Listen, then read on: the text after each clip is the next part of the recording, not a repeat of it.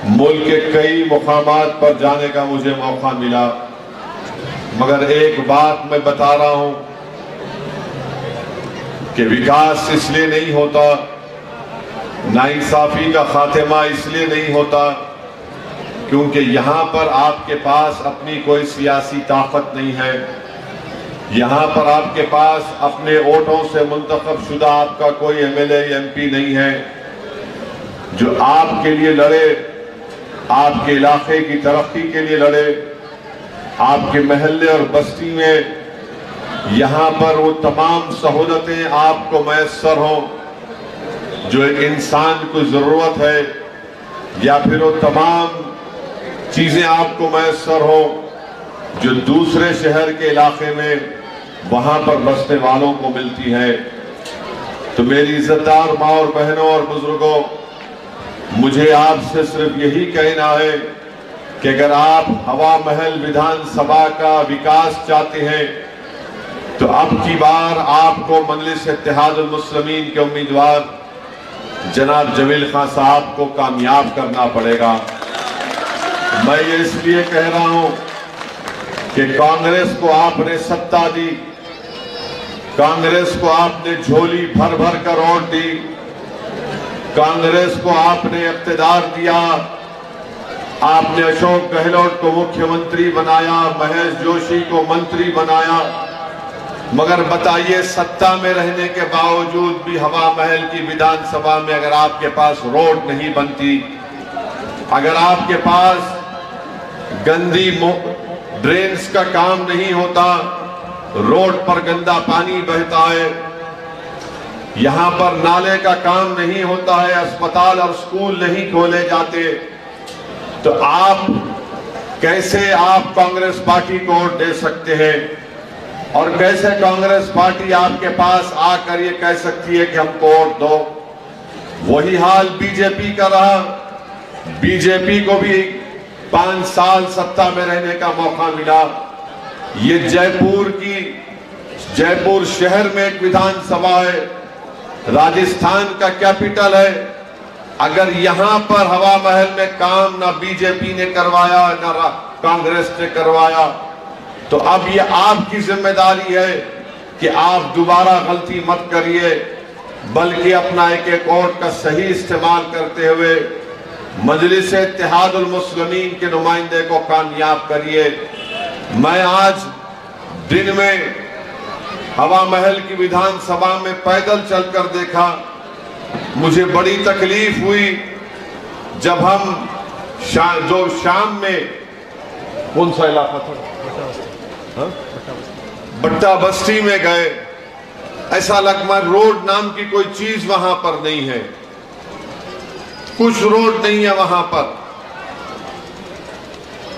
और मैं देखता हूं कि लोग उस इलाके में कैसे रहते हैं, मुझे समझ में नहीं आता। मैं आपको बड़ी जिम्मेदारी के साथ बता रहा हूं कि मैं भी 4 मरतबा अल्लाह ने और हैदराबाद की आवाम ने मुझे एमपी बनाया। 2 मरतबा, सुनिए, थाली मारने के लिए नहीं कह रहा हूं, 2 मरतबा मैं विधायक था।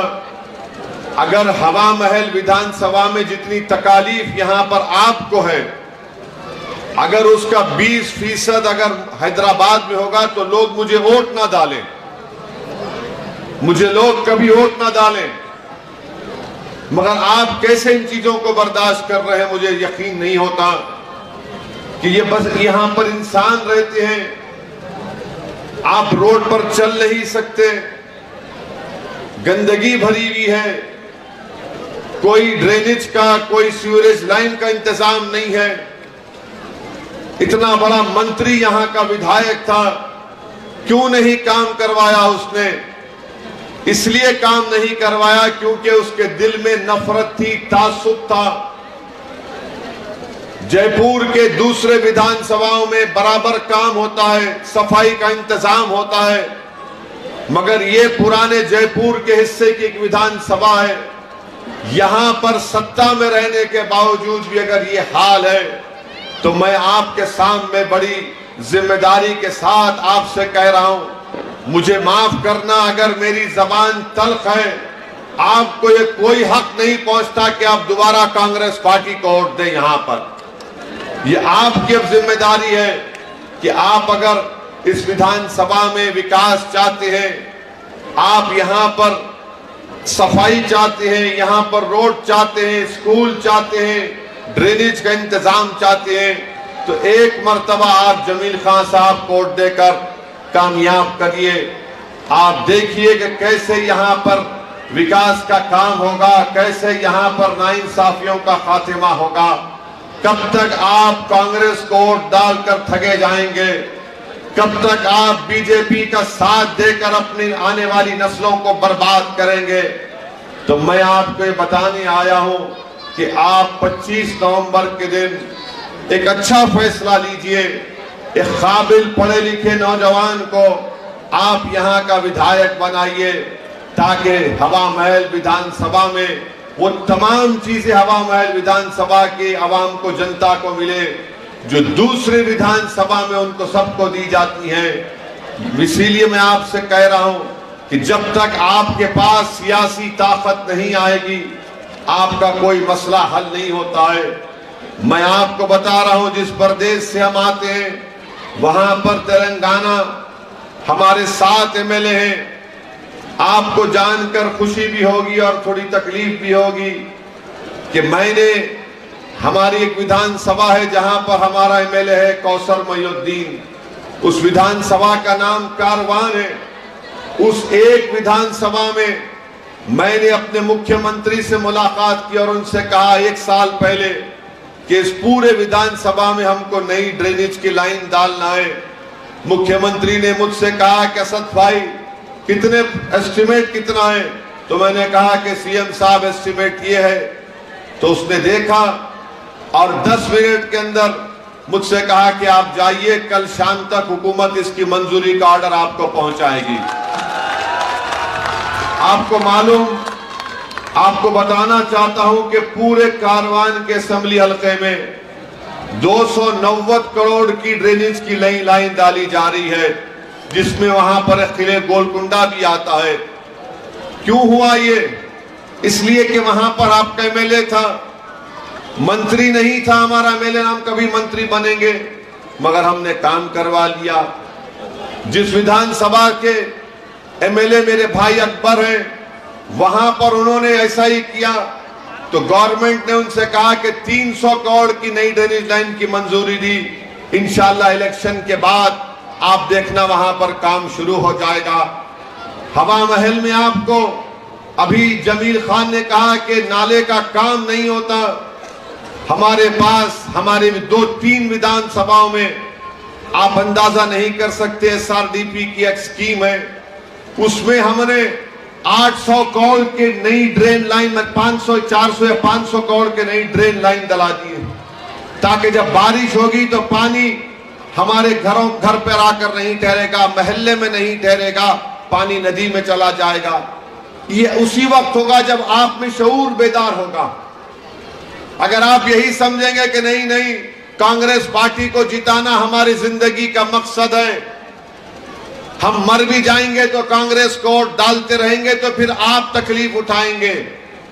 अगर आपको यह बताया जा रहा है कि देखो चुनाव है, बीजेपी को हराना है, इसलिए कांग्रेस का साथ दो, यकीनन बीजेपी को हराइए।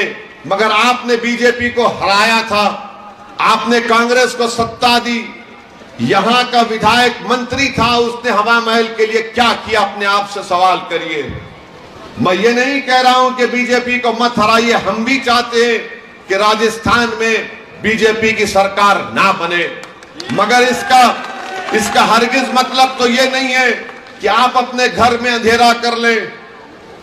आप अपने घर में अंधेरा कर लें, आप हवा महल विधानसभा में तमाम तकालीफ को उठाएं, हराइए बीजेपी को। हम सिर्फ 10 सीट पर लड़ रहे हैं, 200 के करीब विधानसभा की सीटें, आप 10 में से हमको कामयाब करिए, बाकी की सीटों पर बीजेपी को हराइए। हम आपको बताते हैं कैसा काम करवाया जा सकता है। मगर अगर आप यही समझेंगे कि नहीं नहीं कांग्रेस को वोट डालना है, हम जानते हैं कि हमारे जाने के बाद कांग्रेस के लोग आएंगे, और आकर आपको बताएंगे।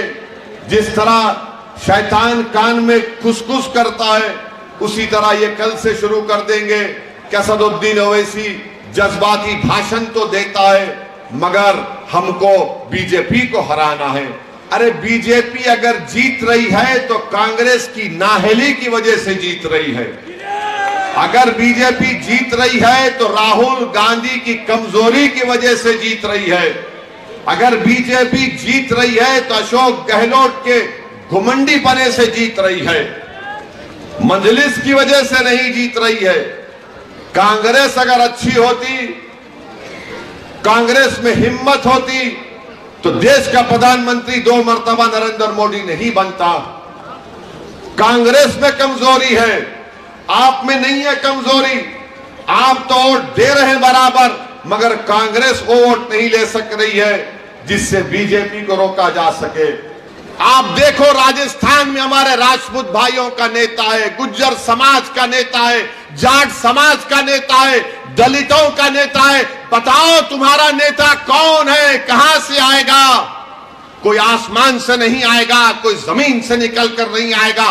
तुमको बनाना पड़ेगा, तुमको अपने इत्तेहाद से बनाना पड़ेगा, आपको अपने आंसुओं से बनाना पड़ेगा, आपको अपने दुआओं से बनाना पड़ेगा, आपको अपने हौसलों से बनाना पड़ेगा, आपको अपने अज़म से बनाना पड़ेगा, आपको अपनी जिद से बनाना पड़ेगा, आपको जालिमों से मुकाबला करके अपने नेता को बनाना पड़ेगा, ताकि आने वाले 20-25 साल तक वो आपकी खिदमत करता रहे। अगर आप ही नहीं उठेंगे तो कहां से आएगा बताओ।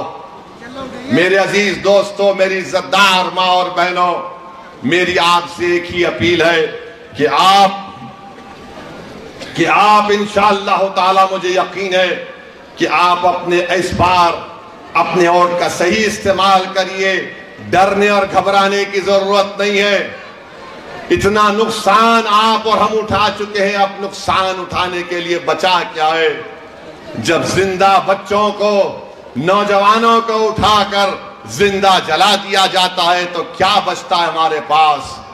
मुझे किसी एक कांग्रेस के नेता ने कहा था, किसी एयरपोर्ट पर कहीं पर मिले मुझसे और मिलकर कहा, ओवैसी साहब हम हार जाएंगे तो क्या होगा। मैंने कहा, हार से तुम डरते हो, मैं नहीं डरता। बोले इसका मतलब क्या है? मैंने कहा इसका मतलब यह है कि 75 साल से फलस्तीनी मर रहा है, कट रहा है, मगर खड़े होकर मुकाबला कर रहा है जालिमों से। तुम्हारी नजर में हार होगी, मेरी नजर में वो कामयाबी है। बोले वो कैसे? वो ये है कि जालिम के सामने कोई सीना सिपर होकर खड़े होकर कहता है कि मैं मरने से डरने वाला नहीं हूं, मुझे मेरा हक चाहिए, वो उसकी कामयाबी है। तो मेरी आपसे अपील है कि आप, जमहूरियत है, मैं आपको लड़ने के लिए जब कह रहा हूं तो किसी को मारने के लिए नहीं कह रहा हूं, किसी को हिंसा की बात नहीं कह रहा हूं। मैं कह रहा हूं अपने वोट का सही इस्तेमाल करो, अपने नेता को बनाओ, पार्टी को मजबूत करो। 40 साल तुमने इन तमाम का साथ दिया, अरे 5-10 साल मेरा साथ देकर देखो, मेरा साथ दो, मेरी पार्टी का साथ दो। अगर उसके बाद तुमको कुछ तब्दीली नजर नहीं आई तो देख लो। आखिर आप ये क्यों नहीं समझते कि असदुद्दीन ओवैसी की मुखालिफत क्यों की जाती है? क्या मैं इनका खजाना उठाकर भाग गया हूं? मैं तो इनका खजाना नहीं उठा रहा हूं, ना उनको लूट रहा हूं। वो मेरे खिलाफ इसलिए है कि वो गरीब और मजलूमों को बता रहा है कि उठ जाओ, अपने हक के लिए खड़े हो जाओ, तुम इस्तेमाल मत हो। जिस तरह दूसरे लोगों को, दूसरे तबकों को इंसाफ मिल रहा है, आपको भी मिलना चाहिए। ये बात उनको पसंद नहीं आती, ये बात ना बीजेपी को पसंद आती, ना आरएसएस को पसंद आती, ना कांग्रेस को पसंद आती। क्या आपको नहीं दिख रहा है कि मेरी गाड़ी पर 5 फीट के फासले से 6-6 गोलियां चलाई गई थी उत्तर प्रदेश के चुनाव के वक्त? ये अल्लाह का करम था कि मैं बच गया, मगर मैं मरने के लिए तैयार हूं। मैं गरीब और मजलूम के हक की लड़ाई लड़ रहा हूं। यकीनन मुझे मालूम कि इस राह में कांटे हैं, इस राह में खतरे हैं, मगर अगर कोई खतरा नहीं उठाएगा, अगर कोई कांटों के रास्ते पर नहीं चलेगा, अगर कोई इन जालिमों से मुकाबला नहीं करेगा तो फिर आपका घर कैसे आबाद होगा? बताओ बताओ कैसे आबाद होगा? अगर हम मौत के डर से खामोश हो जाएंगे, गोलियों से डर जाएंगे, इख्तिदार की कुर्सियों पर बैठने वालों की ताकत से मरूब हो जाएंगे, तो मेरे भाई हम गुलाम कहलाएंगे। मुझे गुलामी कबूल नहीं है, मैं आजादी को पसंद करता हूं। मैं जिंदा रहूंगा तो पूरी इज्जत के साथ जिंदगी गुजारना चाहूंगा। मैं बेइज्जती को अपनाने वाला नहीं हूं, मैं किसी के सामने सर झुकाने वाला नहीं हूं। इसलिए कि भारत का संविधान सबके लिए बराबर है, चाहे मोदी हो, राहुल हो, गहलोत हो, ओवैसी हो, सबको मान सम्मान मिलना चाहिए। ये लड़ाई आपके मान सम्मान की लड़ाई भी है, ये लड़ाई आपके मान सम्मान की लड़ाई है। आप बताइए, आप इख्तिदार छोड़िए, आप अपने एमएलए को कामयाब करिए और फिर देखिए कि इंशाअल्लाह ताला कैसे तब्दीली पैदा होगी।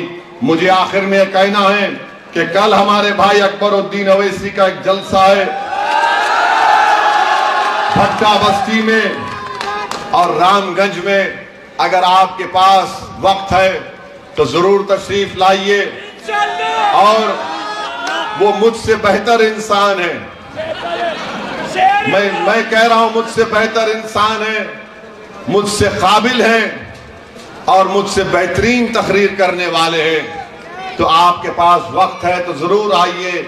मगर आप तमाम से एक दर्दमंदाना अपील कर रहा हूं कि अपने वोट का सही इस्तेमाल करो, अपने वोट का सही इस्तेमाल करो। देखो अपने आप पर, पूछो अपने आप से कि हमने क्या पाया क्या खोया, और इसको देखकर जो बात आपका दिल कहेगा, दिल की मानो दिमाग से तुम सोच सोच कर 40 साल में बर्बाद हो चुके हो।